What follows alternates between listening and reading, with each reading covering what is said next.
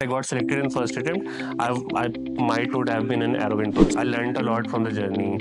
It changed a lot in my personality. I believe that it made me a better person. So one has to assess whether he really wants to get into the service, whether he has the determination to get into it, whether he has the potential to get into it or not. You can get into this preparation just because of the craze, but that does not, that can only sustain you for hardly 1 year.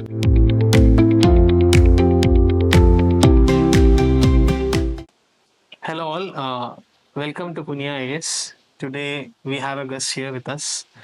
His name is Syeed Adeel Mohsin and he has secured rank 157 this year. Welcome to Kuniya IS, sir. Thank you very much, sir. I think it has been a 4 or 5 years journey for you. Yeah. As you know that usually once people score a rank or things, people start to recognize us. But what left behind or not talked much is actually about the journey that you have gone through. So, if you could tell me how was the journey and what are the difficulties you have crossed, it will be good. So my journey for civil services preparation started right after my college. In fact, in my last semester itself, it started, and I was thinking about giving my first attempt right after the college, but I knew that I was not well prepared, so I dropped that attempt and I instead started focusing on Jamia RC. Thankfully, I got into Jamia RC, which provided me a very good platform and environment to prepare. And after that, I gave my first attempt in 2020, wherein I cleared the prelims. I wrote the mains, but I could not clear mains. In my second attempt, also, I cleared prelims, I wrote mains. I got the interview call, but I missed the selection by few marks. Again, in my third attempt, I wrote prelims, I wrote mains, I got the interview call, and I again missed the final selection with few marks. Finally, in 2023, I wrote mains, I got the call, and I got the selection finally. So this has been my journey, and I think whoever is preparing, whoever is in this journey of civil services, preparing for civil services, I think this journey in itself is quite rewarding. Like you feel the tension, you feel the stress that you are not getting selected, or you're in this process for far too long. These are the thought that comes into your mind, but at the same time, the process itself is enjoyable. Especially if you like to learn new things, you are always learning about new things. Wherever you go, there is a certain standing that you have because of your knowledge. You are a very well aware citizen. You read newspapers continuously, so all of that sort of it is mentally stimulating as well. So I think the process often itself becomes enjoyable, but it may also get difficult for some people, especially since I was part of RC, and RC is like a family, so everyone is quite close there, and you have this sense of attachment and everything that you have to that place, and because of which you do not feel lonely, or stress is not as much.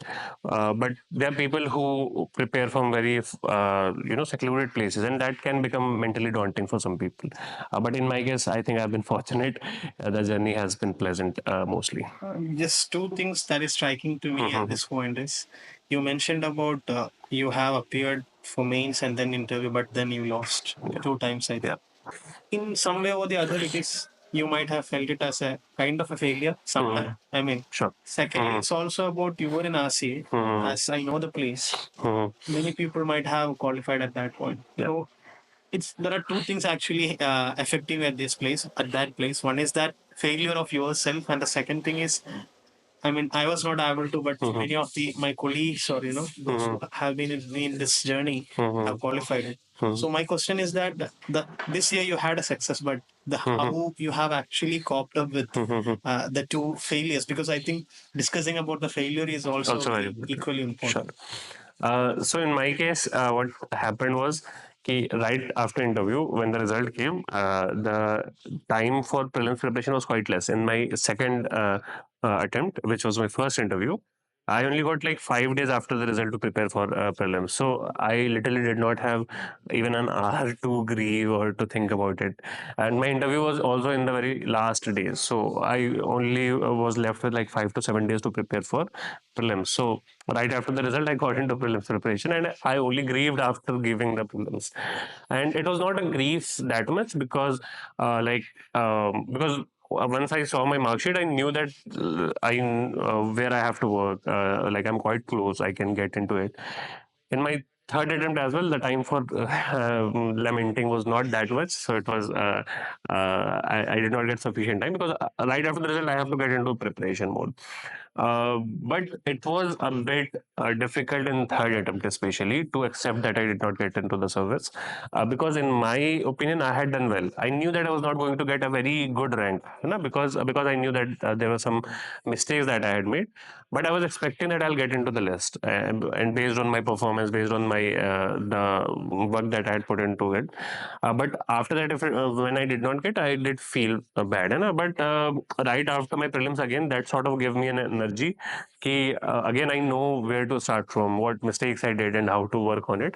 And I took that energy, I took that learning, and implemented it in my final attempt.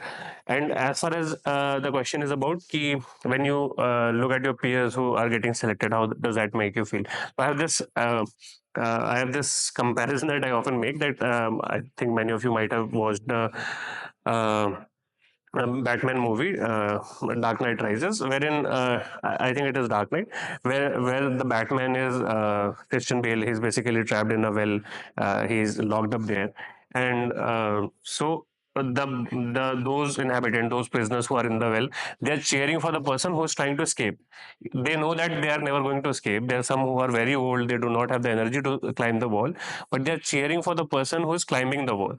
So this is how I used to feel. If someone gets out of the well, it feels it makes you feel energetic.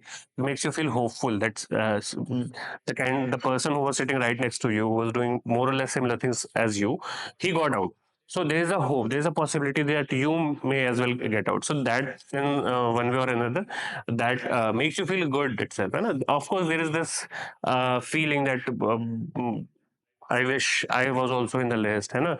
So that feeling is there, but there's also this, a sort of joy and happiness for the person who's getting out of the well. So I mean, it's a very good analogy. And secondly, from your conversation, I feel two important things need to be taken as a lesson. One is that there was a possibility or opportunity of lamenting, but instead of lamenting, you took the decision to be more hopeful. Yeah. It's like the perspective that we wanted to bring into different life situation. That is the first learning I would say that students can take. The second thing is it's also basically an attempt to constantly improve. What was my mistake? I think this will really benefit the other people. Sure. And one interesting thing which I just randomly came to my mind is you gave three attempts, I think 3 or 4 Four attempts. for it. And recently there was some controversy. It's not controversy per se. Chief economic advisor said that UPSC is a waste of time. Now you are at the height of a success in one way or the other. Do you feel? I mean, looking back to the last 3 4 years, you have.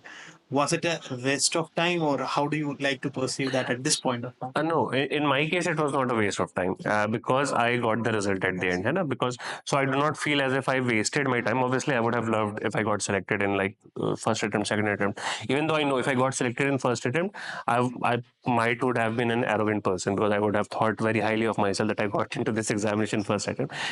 Getting into this fourth attempt, I hope, I believe that it has humbled me to some extent. But having said that, I do not think that it was a waste of time for me. I learned a lot from the journey. It changed a lot in my personality. I believe that it made me a better person. But there are people for whom it could be a waste of time. That is the reality, because this is the competitive examination. 99% won't get in. Only 1% will get in. And when someone says that it might be a waste of time, so one has to assess whether he really wants to get into the service, whether he has the determination to get into it, whether he has the potential to get into it or not. To whatever he is working, na, one has to assess his aptitude, whether he is going to work for it or not, and then only start preparing for it. There are people who just do it because their parents are pressuring them to do it, and then they go on and spend their 4 or 5 years into this, and after that they realize that they have wasted their time. So for people like them, it could be a waste of time. But those who are doing it rigorously, those who are putting a lot of effort, those who are capable, even if they are not getting selected, they are learning a lot from the process. So I think what you are trying to say is basically before coming to this journey, having a self-assessment. I mean, just not Yes. because of the emotional appeal that is having, Mhm. they should do that whether I'm capable of. Yeah, because there's a lot of sort of a marketing going on, and Yes. a craze around civil services. So you can get into this preparation just because of the craze, but that does not, that can only sustain you for hardly 1 year. That craze. After that, you have to bring in your capabilities. You have to bring in your effort to get into the exam. So I think that everyone who is getting into this preparation, they should assess whether they really want to get into the service, whether they have the sort of the strength or to sit into this process for like 2 years, 3 years, because that is quite possible. Even if you're giving one attempt, you have to be in this preparation for 1 year, 2 years, because 1 year is for preparation and 1 year is for the exam cycle. So you have to know whether you have that grit or not. So I think everyone should assess before getting into this. So having said that, I mean, I Mhm. just I felt like asking a connected question related to Sure. this. We all right now live in a very competitive world, Mhm. whether it is UPSC or even for small children, it starts from maybe from a first class public exam, then there is SSLC, then Mhm. people are going even in the marketplace. There is it's a complete competition sometimes happen, and I feel like when genuinely being a person who went through the UPSC journey also, and I have seen this among a lot of peer groups as well, the mental health concern that most of the people have. It's not just about. It's maybe because they are failing to pass the exam. That is there, but at the same time, the level of competition sometimes they see in the peer groups. For example, when you go to Karol Bagh or Trivandrum, you see people purchasing books and this, and you. I mean, especially in the first, maybe it's in the first and second year. Mhm. After that, you might be getting used to it. Mhm. But I wish you really talk little bit about the crisis of mental health that especially the modern man or this Mhm. younger generation is facing, and how can we actually, is there a possibility of navigation there? Sure.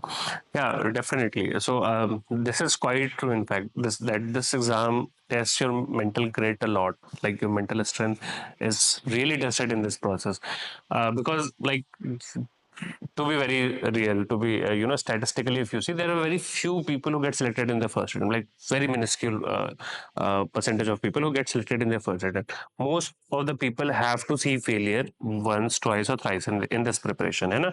So that does take a toll on their mental health, and especially if you do not have people around you, if you do not have friends and family to support you, it can become very daunting. People start questioning your abilities, people start questioning whether you're serious or not, even though you're putting your best effort, you're doing everything that you can, but that is not bringing you result, and everyone starts second guessing you. You in fact yourself start second guessing you whether I'm capable or not, and all of those questions are genuine, because those questions make you assess what you're doing or not. In my case also, I used to think whether I'm going to clear it or not. These questions used to come in my mind, but at the end of the day, I used to convince myself the worst thing that will happen with me is that I may not get selected, but I'm enjoying the process. The process is making me a better man, and it is also opening me opportunities in other fields. है ना? Once you start preparing for this, it's not like it's either UPSC or nothing. You also get certain opportunities. There are various examinations that you can sit into.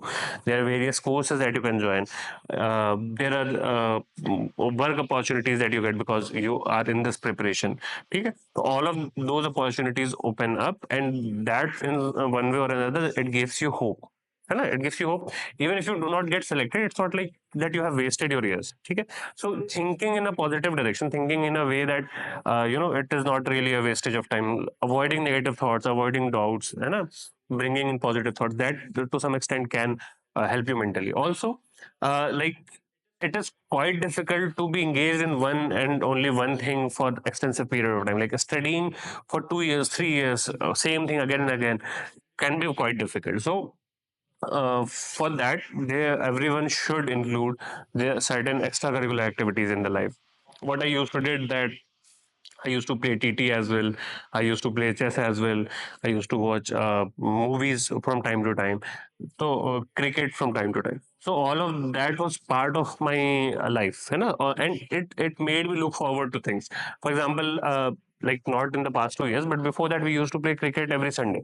So even while studying, it was not like ki my life was very monotonous or something like that. I knew that there is going to be a day when I'm going to be enjoying myself, when I'm going to be playing cricket, and even daily I used to play chess. So that in one way or another took me out of the this cocoon that we weave around ourselves, UPSC cocoon. So it, in one way or another, it uh, took our mind away from this thing. So I think anyone who is preparing, who is in this journey, they should have something to do apart from only studying, and having people who care about you, like your friends, your family, and talking to them on a regular basis. All of that is very important. So yes, sure, mental health is a concern, but again, it everyone I know for some it could be quite difficult to do it by themselves.